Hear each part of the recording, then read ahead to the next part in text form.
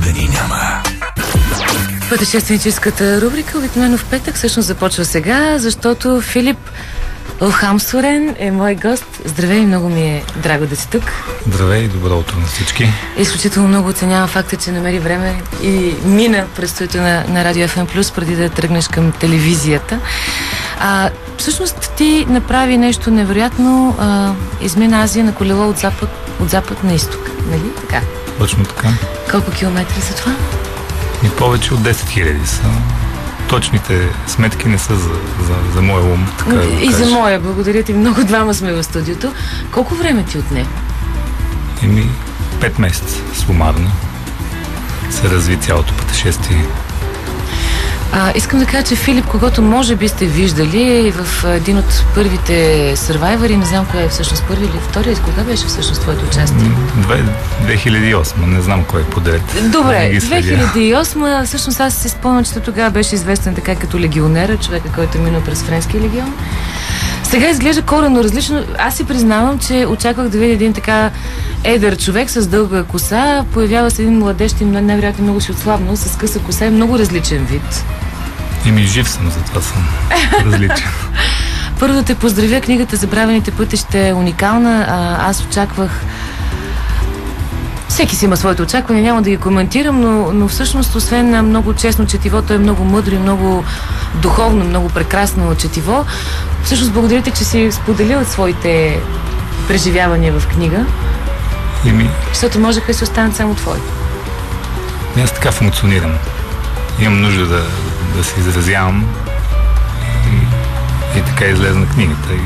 И предишната ми книга, но въобще не се визирам като писател и не искам да се определям като това, дори не се чувствам. Просто за мен е важно да пътувам и да имам отворени очи, за да виждам и да чувствам. Всъщност ти пътуваш, както в смисъл ти живееш, за да пътуваш. За тебе пътуването е нещо изключително важно. Как го осъзна и защо е така? Аз съм се родил с това. Всеки се ражда с някаква способност да бъде нещо. И той тя да напълни тази форма, да го кажем така, в живота. И от дете просто аз пътувам, майка ми ме пътува, целият ми род пътува, понеже ние в Монголия всички сме номади. Ти си роден в Монголия? Да, така че някакси е лесно за мен да кажа, да пътувам и даже наложителния, защото аз по този начин живея. Това пътуване, само да кажа, не е като пътуването на повечето туристи, то е нещо съвсем различно. Ти всъщност сякаш откриваш пътищата в себе си, минавайки пътищата под себе си. Да, за мен е винаги важно първо да науча и нещо за себе си. И после това, което всички могат да видим, нали, външното. Защото под всяко външно нещо има нещо вътрешно и всъщност това вътрешно нещо е двигатела на всичко, което съществува в този свят. Ти казваш нещо много сладко в началото на книгата, че най-големите ти спонсори е била любовта на близките ти, на приятелите ти. Да, аз съм проверил тази енергия, да го кажем. И когато някой мисли за мен и това е силно. Много по-силно от екипировка, които не ги отричам тия неща или пари, но това наистина влияе на твоята сила, на твоята вяра, на твоите умения, на твоите резултати в последствие. Това е истинско. Кога ти беше най-нужна това спонсорство, тази енергия на любовта? Тя винаги е нужна в края на деня, в началото на новия, натрупаните дни, тъгата, понеже понякога е доста тъжно, виждайки света, в който бушува войни, хората живеят, обикновените хора страдат от цялата тази икономическа война, която се изразява вече в една реална война. След малко ще продължим да си говорим за онова, което ти си видял по света и това, което всъщност сега започна, даже всъщност кажеш, на едно място света става все по-мръсно място. Филип Лхамсурен е в студиото. Говорим за забравените пътища и неговото пресичане през Азия на колело от запад на изток.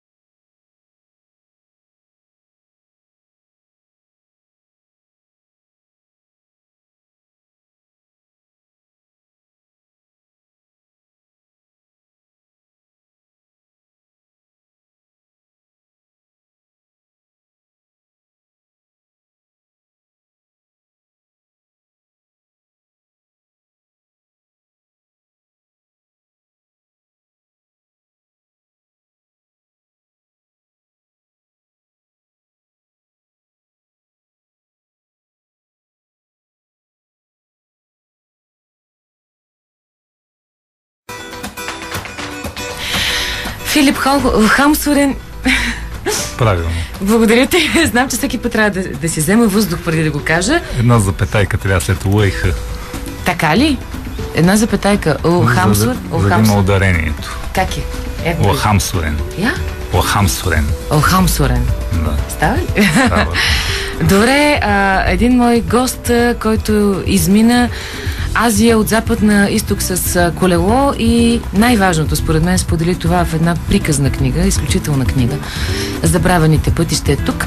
Тъй като нямаме много време, за което съжалявам, защото иначе щях да почна много по-детайлно и много по-отдалечно, но стигнахме до там какво се случва със света и всъщност това, че ти си изминал това разстояние на колело е едно човешко послание. Ти си тръгнал с едно послание. Какво е то?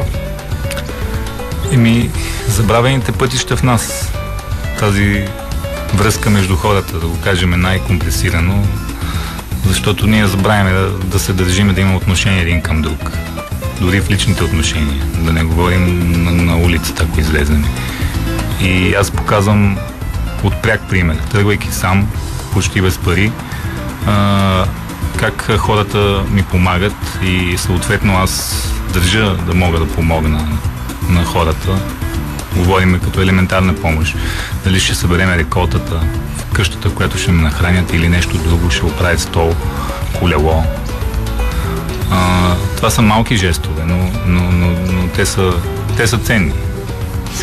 Да, ти казваш, драги, тези, които не излизат от къщи, тези, които са дръзнали, са тръгнали, общо взето разбират колко сме хора и колко това не си е отишло. Пак се връщаме към какво се случва със света, защото от височината на колелото ти виждаш някои неща, които ние не можем да видим, защото сме пред телевизора. Какво не... Трябва да тръгнеш просто. Колелото е някакъв вид уред. Той не е... който ти помага да мечтае, поне на мен така. За мен това е важно да се докосна до... не е защитен, да се докосна до света. И всъщност акцентирам на неща, които всички ние ги знаеме, но тя да се показват всеки път, да се повтарят като в училище. Кои са те? Тези взаимоотношения, простите. Не е нещо сложно. Просто животът е обидно кратък и трябва да изпълниш правилно дните си. За мен това е важно. И моята сила, може би, е да се изразявам. Да бъда там, където съм, да не живея в миналото. И аз се чувствам по-скоро като някакъв посланник. И ако аз мога да вдъхновя някакви хора да направят нещо, не е задължително да направят нещо, което е опасно, това е чудесно, защото мен са ме вдъхновявали някакви хора, книги, ситуации. Така че е много хубаво да даваш, да предаваш някаква енергия и вяра. Особено когато хората наистина са много объркани от цялата бомбардирана информация. Преди малко каза нещо за война, икономическа война и мърсотия, че света стана по-мръсно място. Какво видя всъщност от тази гледна точка като състояние на света и какво прави цивилизацията в него? В кавички там исках да сложа. Хората са, как да кажа, опустошени, душите им от всички тези войни и това е много тъжно. Ние реално знаем, че всеки ден се водят бойни действия, но за нас е абстрактно, гледайки от новините това нещо. И аз винаги съм си дал сметка за тези неща и дори да си давам сметка тук, тръгвайки всеки път за мен, те ме стискат за върта тези неща. Аз не мога да си затворя очите и да продължа enjoy the journey, нали, спокойно. Аз съм направен така, че да виждам и аз затова пътувам, за да ги виждам тези неща и ако мога да карам хората да се замислят. Това е най-простото. Преживял си едно от най-големите си сериозни разболявания по време на това пътуване? Да, това беше в края вече на пътуването, което като терен беше и най-трудното в безлюдният Памир и Тяншан. Това е една високопланинска пустиня, където липсата на хора е много ясна и бях се разболял от дизентерия. И трябваше просто да продължа. Имах избор, естествено, да хвана някой минаващ експедиционен джип и просто да се лансирам към някой град. Но за мен падна избора да преживее това. Защото това е истинското страхопочитание, да си в суровата природа. За мен това е важно. И това беше добро решение. Макар че не е мъдро и не го препоръчам някой друг да го прави, но живота си е мой. И аз не съм искал да умирам, аз така живея. За да се от тези силни емоции да разбера някакви неща и това е важно за мен. Защото изчиствам това, което се наслагва на мене, което не е нужно. Излишните неща. Това искам да кажа. Не мога да спра да си говоря с теб, знам, че трябва да тръгваш всеки миг, но само последен въпрос. Какво каза на дъщеря си? Секунда, Емо, моля, когато се върна. Тя дъщеря ми по-скоро думите не ги разбира, но тогава по-скоро я прегърнах. Тя винаги ме търси и никога не ме забравя за крехката си възраст. Така че има някаква връзка вътрешна, много силна. И тя се предава в нашия род, от както знам за моя род. В смисъл, че при нас в нашия род Турчи Гумоло винаги е имало така силна връзка между фамилията. Пак ще те поканя, да знам, че обаче сега вече трябва да тръгваш, защото в 9 без 5 трябва да си в BTV. Много ти благодаря. И аз благодаря. Че беше мой гост и няма да е за последно.